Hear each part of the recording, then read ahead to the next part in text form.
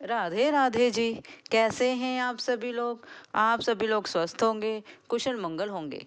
आप सभी के स्वास्थ्य और कुशल मंगल की कामना मैं ईश्वर से करती हूँ कि आप सभी लोग स्वस्थ रहें और कुशल मंगल रहें। एक बार महर्षि नारद और भगवान कृष्ण एक बहुत ही सुंदर वन में बैठे होते हैं। उस वन में सभी प्रकार के पशु पक्षी कीट पतंगे भी वहां पर मौजूद होते हैं। वह दृश्य अद्भुत होता है, मनमोहक और सुंदर दृश्य इतना अद्भुत होता है कि जो शेर है हिरन संग प्रेम कर रहा होता है, और जो हिरन है वह गिलहरियों के कान चाट रही होती है। इस प्रकार से सभी इतने आनंदित होते हैं, उससे सुंदर कुछ भी नहीं हो सकता। इतना सुंदर अद्भुत समय होता है वह। क्योंकि सारे जीव जंतु पशु पक्षी प्रभु की उपस्थिति में सब प्रसन्न होते हैं। पास में एक छोटी सी नदी बह रही होती है जो सूरज की किरणों के साथ चमक रही होती है, और महर्षि नारद जी भी भगवान श्री कृष्ण जी के चरणों पर हाथ फेर रहे होते हैं और उनके चरणों को सहला रहे होते हैं। भगवान श्री कृष्ण उन सभी चीज़ों को देखकर मंद मंद मुस्कुरा रहे होते हैं, और नारद जी का मन पढ़ने की कोशिश करते हैं और पूछते हैं, हे नारद, तुम बताओ इस समय सबसे अद्भुत और सबसे बड़ी चीज़ क्या है? जो नारद जी होते हैं वह सोच में पड़ जाते हैं कि मैं क्या उत्तर दूं, क्योंकि वहां तो बहुत ही सब कुछ उत्तम था। क्योंकि छोटा जानवर है चाहे बड़ा है, सभी एक दूसरे से प्रेम कर रहे थे, और नदी है वह चमक रही थी, वन था बहुत सुंदर था, सभी बहुत ही खुश थे। तो नारद जी सोच रहे थे मैं क्या उत्तर दूं। नारद जी कहते हैं, हे प्रभु, मुझे जरा सोचने का समय दें, क्योंकि मैं आपको सही उत्तर देना चाहता हूँ। भगवान श्री कृष्ण कहते हैं, ठीक है, तुम समय लो और मुझे बताओ यहाँ पर सबसे उत्तम क्या चीज़ है, सबसे अच्छी और उत्तम चीज़ क्या है, सबसे बड़ी चीज़ क्या है। तब सोचने विचारने के बाद महर्षि नारद कहते हैं, पर्वत। तो पर्वत का नाम सुनकर जो गिलहरियां हैं खिलखिला उठती हैं, उछ कूद करने लग जाती हैं, चिहचहाने लग जाती हैं, सभी जगह बहुत ही खुशी का माहौल हो जाता है। तब श्री कृष्ण कहते हैं, नहीं नारद, पर्वत सबसे बड़ी चीज नहीं है। जरा तुम और सोचो, सोच के और बताओ, और क्या हो सकता है जो पर्वत से भी बड़ा हो। फिर नारद जी सोचते हैं, ऐसा क्या होगा जो पर्वत से भी बड़ा हो लेकिन सबसे उत्तम हो, ऐसा क्या हो सकता है। सोचने विचारने के बाद जब नारद जी इधर उधर अपनी दृष्टि दौड़ाते हैं, तब वह देखते हैं, जब उनकी नज़र ऊपर की तरफ जाती है वह आकाश की तरफ देखते हैं जहाँ पक्षी उड़ रहे होते हैं। तब नारद जी कहते हैं, हे प्रभु, आकाश सबसे बड़ा है। प्रभु कहते हैं, नहीं नारद, तुम अब भी गलत हो। नारद जी की बात सुनकर जो चिड़ियां हैं चहचहाने लगती हैं, और खुशी गाने के साथ साथ वह नाच रही होती हैं। लेकिन जब भगवान श्री कृष्ण कहते हैं, नहीं नारद, तो वह थम जाती हैं और सोचती हैं ऐसा क्या होगा जो सबसे बड़ा है। फिर भगवान श्री कृष्ण नारद जी से कहते हैं, सोचो सोचो नारद, तुम तो युक्ति लड़ाने वाले हो, जरा सोचो सबसे बड़ा क्या हो सकता है। नारद जी तो सोच में पड़ गए, पर्वत बड़ा नहीं है, आकाश सबसे बड़ा है, वह नहीं हो सकता, तो क्या हो सकता है। तब सोचने विचारने से उनकी दृष्टि नदी के ऊपर पड़ती है जो सूरज की रोशनी से चमक रही होती है। तब नारद जी कहते हैं, हे प्रभु, समंदर हो सकता है जो सबसे बड़ा हो। फिर भगवान श्री कृष्ण कहते हैं, नहीं नारद, सोच लो। नारद जी की यह बात सुनकर जो पानी के जानवर होते हैं, जो पानी में रहने वाली मछलियां होती हैं, जलधारी जो जीव जंतु होते हैं, वह मुस्कुरा उठते हैं।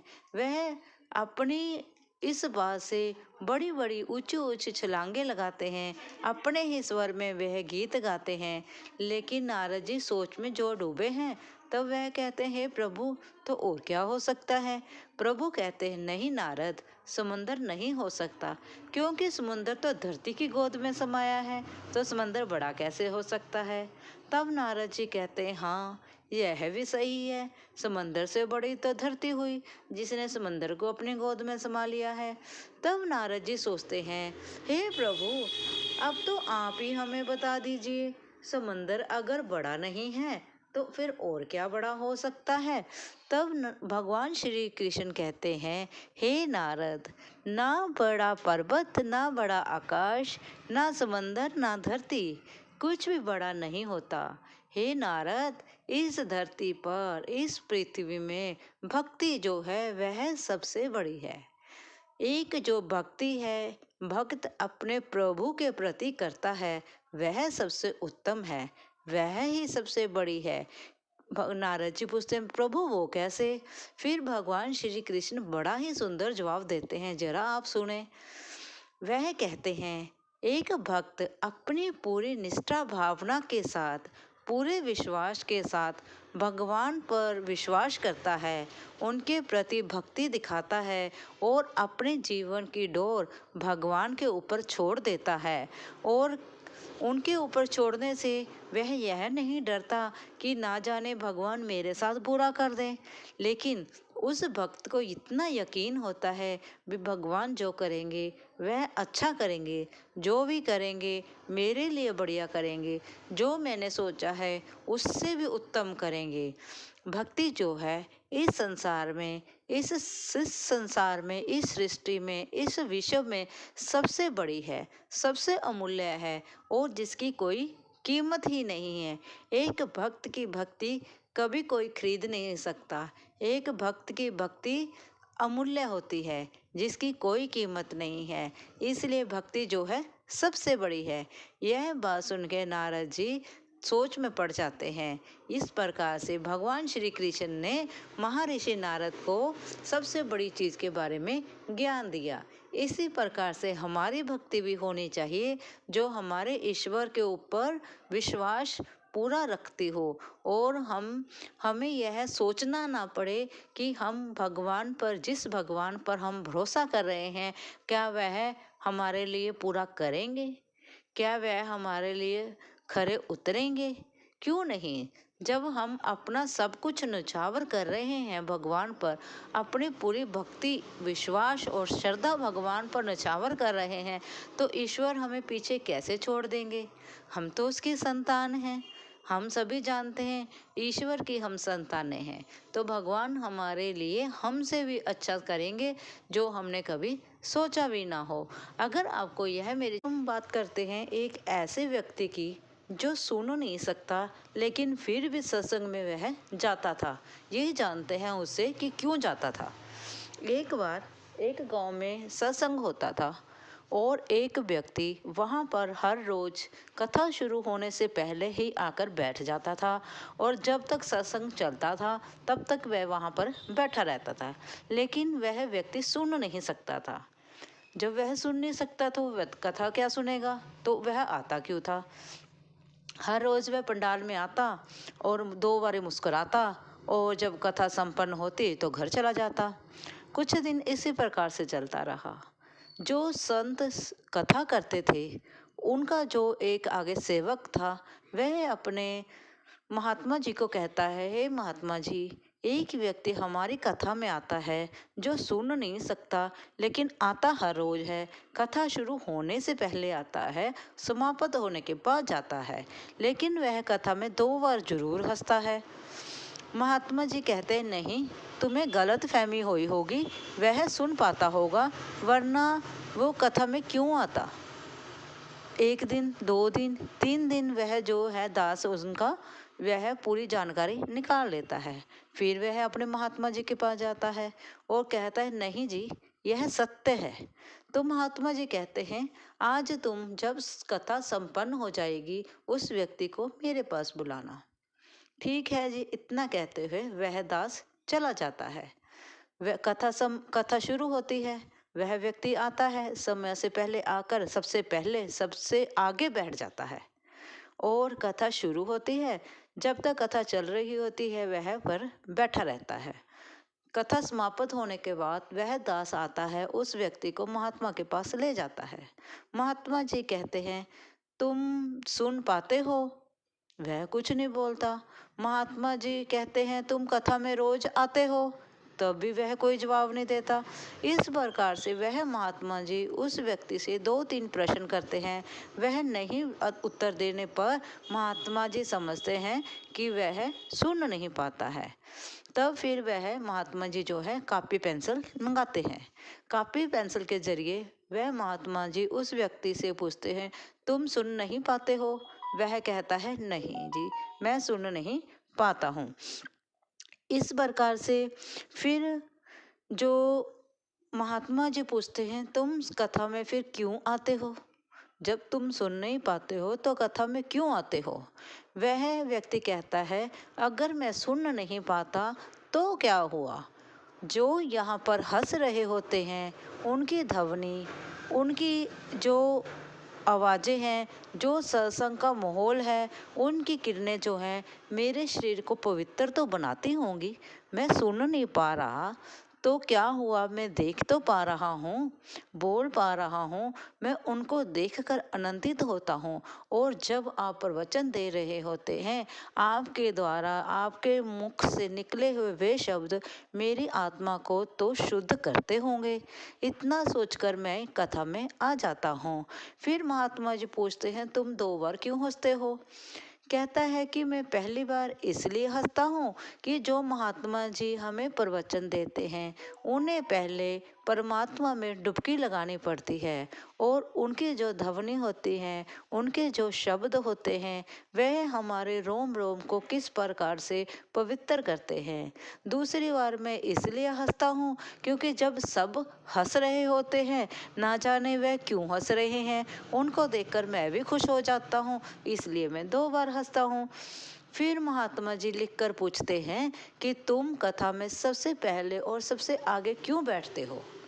वह व्यक्ति कहता है कि मैं घर में सबसे बड़ा हूँ। पहले बुजुर्ग कहते थे जो घर का बड़ा जो करेगा, पीछे पीछे उसके परिवार के सदस्य भी वही करेंगे। इसी प्रकार मैं सबसे पहले आकर सबसे आगे बैठ जाता हूँ और उसके पीछे पीछे मेरा बेटा भी आता है, क्योंकि पहले तो मैं कोई बहाना बनाकर कभी कभी उसे ले आता था और वह कभी कभी बहाना बनाकर आनाकानी भी कर जाता था। लेकिन अब मुझे हर रोज सत्संग में आते हुए देखकर वह भी मेरे पीछे पीछे आ जाता है। जब मैं आगे बैठता हूँ तो वह पीछे बैठ जाता है। हुई ना यह अच्छी बात? इसी प्रकार से मैं सत्संग में इसलिए आता हूँ कि जब मेरा बेटा आना शुरू हुआ, फिर उसके साथ साथ उसकी पत्नी भी आने शुरू हुई। जब उसकी पत्नी ने सत्संग सुनना शुरू किया तो वह आनंदित होने लगी। तब उसके बच्चे भी आने लगे। एक काम से तो 10 काम संवर गए। हे महात्मा जी, इसमें मैंने बुरा क्या किया है? महात्मा जी कहते हैं नहीं, तुमने बुरा नहीं किया है। वह सोचते हैं यह तो बहुत ही उच्च कोटि की आत्मा के धनी है, इनमें बहुत ही अच्छी आत्मा का वास है, इसलिए इन्होंने बहुत अच्छे ढंग से अपने परिवार का सर्जन किया है और अपने परिवार को अच्छे तरीके से अच्छे राह पर ले जा रहे हैं। जाने अनजाने ही सही, इन्होंने अपने परिवार को, सारे समस्त परिवार को इन्होंने सत्संग से जोड़ दिया है। फिर वह धीरे धीरे उनके बच्चे भी आने शुरू हो गए। सारा परिवार ही अब मेरा सत्संग सुनने आता है। जब परिवार सत्संग सुनेगा तो अच्छी परवरिश होगी, अच्छी परवरिश होगी तो बच्चे भी अच्छे निकलेंगे और बच्चे अच्छे होंगे तो माता पिता की सेवा करेंगे। जब माता पिता की सेवा होगी तो घर स्वर्ग बन जाएगा। इस प्रकार से महात्मा जी मैं इस कथा में आता हूँ। क्या हुआ अगर मैं सुन नहीं पाता, मेरे जरिए ही सही मेरा परिवार तो सुन पाता है ना, और वह तो पवित्र हो गया।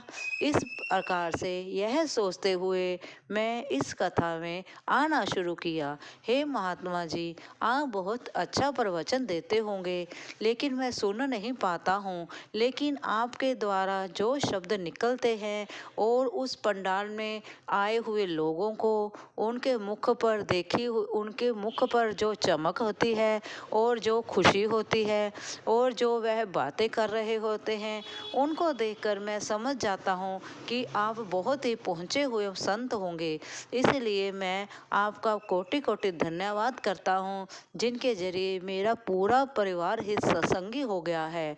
इस प्रकार से हमें भी बड़ों को अपने परिवार के लिए अच्छे कर्म करने होंगे और अच्छी राह पर चलना होगा, ताकि हमारा परिवार, हमारे बच्चे भी अच्छी राह पर और अच्छे संस्कारों से बन जाएं, इस प्रकार से बंध जाएं कि वह कुछ गलत कार्य करते हुए 10 बार सोचें कि क्या हम सही कर रहे हैं या नहीं कर रहे हैं। हमें अपने परिवार को अच्छी परवरिश देने के लिए और सत्संगी बनाने के लिए पहला कदम हमें खुद को उठाना होगा, तभी हमारे बच्चे भी लायक होंगे। अब अगर आपको यह मेरी छोटी सी कथा अच्छी लगी हो और सत्संग में जाने का मन कर गया हो तो प्लीज़ लाइक। आज हम आपसे चोर और साधु की एक कहानी साझा करने लगे हैं। इसमें एक चोर है और एक साधु है। जो चोर है वह बहुत दिनों से चोरी करता था, लेकिन कुछ दिनों से वह कुछ भी चोरी कर नहीं पा रहा था, इसलिए उसे खाने के लाले पड़ जाते हैं। इस प्रकार की यह कहानी है जो हमें एक अच्छी शिक्षा देती है। चलो कहानी को शुरू करते हैं। एक साधु होता है, वह अपनी कुटिया में रह रहा होता है, ठीक है ना जी। और उस कुटिया में एक दिन एक चोर आ जाता है, क्योंकि उसे कहीं से चोरी नहीं हुई होती और वह खाने के लिए लाले पड़ जाने के कारण वह परेशान होता है और वह एक पास में ही साधु की कुटिया में घुस जाता है। साधु जब कुटिया से बाहर आने लगता है समाधि से उठकर, तो चोर और साधु का आमना सामना हो जाता है। साधु कहता है, और बच्चा इतनी देर से कैसे आने का कष्ट किया। तब जो चोर है वह कहता है, हे साधु महाराज, मैं कितने दिनों से भूखा हूँ, मैंने कुछ भी भोजन नहीं खाया है, क्या मुझे कुछ खाने के लिए मिल सकता है। तो साधु कहता है, हाँ क्यों नहीं मिलेगा। इस हवन कुंड में मैंने कुछ शक्करकंदियाँ दबा दी थी, वह अब अग्नि के कारण पक गई होंगी, हम दोनों ही बैठ के साथ में खाएंगे। साधु जो है बड़े प्रेम पूर्वक उस व्यक्ति को अंदर बुला लेता है। चलो जी, चोर की तो निकल पड़ी, क्योंकि भूखा तो था ही, भोजन उसे चाहिए था। साधु ने आदर सम्मान के साथ उसे अंदर बिठाया, बट बैठने के लिए उसे अच्छा आसन दिया, हाथ पांव धुलाए, पीने के लिए अच्छा पानी दिया, और साधु ने यूं ही उसमें से शक्करकंदियाँ निकाली, कुछ उसकी प्लेट में डाली और उसको इस प्रकार से भोजन कराया जैसे एक माँ अपने बच्चे को भोजन खिलाती है। जैसे माँ प्रेम के साथ अपने बच्चे को भोजन खिलाती है, उस प्रकार से साधु ने उस चोर को भोजन खिलाया। जो चोर है वह सब देख रहा होता है, देखते देखते उसका मन जो है वह पसीज जाता है। वह सोचता है, एक मैं हूँ जो चोरी करता हूँ, और कैसा इंसान हूँ मैं जो एक साधु की कुटिया भी नहीं मैंने छोड़ी, उसमें भी चोरी करने के लिए घुस गया। इतना कैसे मैं गलत हो सकता हूँ। और एक यह साधु है जो चोर को भी इतने प्रेम पूर्वक भोजन खिला रहा है, जिसने एक बार ये नहीं देखा कि मैं चोर हूँ या आम व्यक्ति हूँ। मुझे आदर सम्मान से अंदर बुलाया और इतने प्रेम से मुझे भोजन खिला रहा है। जो चोर है वह सोच रहा होता है कि मैं साधु को सब कुछ बता दूं कि मैं आम व्यक्ति नहीं हूँ, मैं एक चोर हूँ। लेकिन वह थोड़ा डरा हुआ होता है, कहीं साधु मेरे बारे में क्या सोचेगा। इस प्रकार से जब वे भोजन खाकर उठते हैं तो साधु कहता है, बेटा रात बहुत हो गई है, इतनी रात में तुम कहाँ जाओगे। ऐसे करो, मेरे पास एक चटाई ज़्यादा है, वह तुम ले लो और चटाई बिछाकर तुम सो जाओ। जब जो साधु ने चोर को चटाई दी सोने के लिए, तो जो साधु है वह देखता है कि चोर चटाई लेकर वह सोच रहा होता है। तो साधु कहता है, बेटा तुम क्या सोच रहे हो, तुम चटाई बिछाकर सोते क्यों नहीं हो। तो चोर है वह साधु के पाँव में गिर जाता है, और गिर जाने के कारण वह जो है रोने लगता है, जोर जोर से वह रोने लगता है। तब साधु कहता है, तुम क्यों रो रहे हो? तुम चोर जो है साधु को सारी बात बताता है कि मैं किस प्रकार से चोरी करता हूँ और मैं एक चोर हूँ। जो साधु कहता है, फिर कहता है कि जो चोरी है सारी दुनिया चोर है, ठाकुर जी भी चोर हैं क्योंकि वह भी माखन चुराते थे। इसलिए भगवान जो सभी की गलतियां जो हैं, पाप जो है वह क्षमा कर देते हैं। तो मैं और तुम कौन हुए जो किसी की गलतियों को उनको सजा देने वाले? जब भगवान सभी की गलतियां माफ कर देते हैं तो मैं कौन होता हूँ जो तुम्हें सजा दूं? इसलिए तुम सभी पुरानी बातें भूल जाओ। इतना कहते हुए साधु ने चोर को गले से लगाया, जिसके कारण जो चोर है वह एक अच्छा व्यक्ति बना और अपने जीवन में मेहनत की कमाई कर कर अपना जीवन व्यस्त करने लगा, अपना जीवन जो है व्यतीत करने लगा। इस प्रकार से अच्छाई जो है बुराई को हरा देती है। इसी प्रकार से हम लोगों का जीवन होता है जिसमें हम बुराइयों के साथ घिरे रहते हैं, लेकिन हमें कोई ऐसा व्यक्ति नहीं, साधु जैसा ऐसा व्यक्ति नहीं मिलता जो हमें हमारी बुराइयों से बाहर निकाल कर अच्छाई के रास्ते पर लेकर जाए। इसीलिए हमें अपने जीवन में किसी भी गलत कार्य में किसी का साथ नहीं देना है और किसी व्यक्ति को अगर अब हम गलत कार्य करते हुए देखते हैं तो उसे समझाने की कोशिश करें, उसे अच्छा मार्ग दिखाने की कोशिश करें। बाकी तो भगवान सब अच्छा ही करेगा। भगवान जो करता है सबके लिए अच्छा ही करता है, इसलिए चिंता मत करो, भगवान सब ठीक करेगा। अगर यह स्टोरी अच्छी लगी हो लाइक और सब्सक्राइब जरूर करें। और जय श्री राम, प्रेम से बोलें जय श्री राम। आप सभी लोग मेरा परिवार हैं और आपने जो मुझे इतना सारा प्रेम दिया है उसके लिए मैं बहुत ही आभारी रहूँगी। मैं आपका तहे दिल से शुक्राना करती हूँ कि आपने मुझे बहुत सारा प्रेम दिया। कुछ आर्टिकल्स की मैंने अपनी वीडियो में लिंक दिया है। अगर आपको मेरे पसंदीदा वह आर्टिकल्स अगर आपको पसंद आए, अगर आप ख़रीदना चाहें तो वह खरीद सकते हैं। उनका लिंक और जो उनकी साइट है वह मैंने अपनी वीडियोज़ में डाल दी है। आप सभी का बहुत बहुत धन्यवाद होगा। Thank you.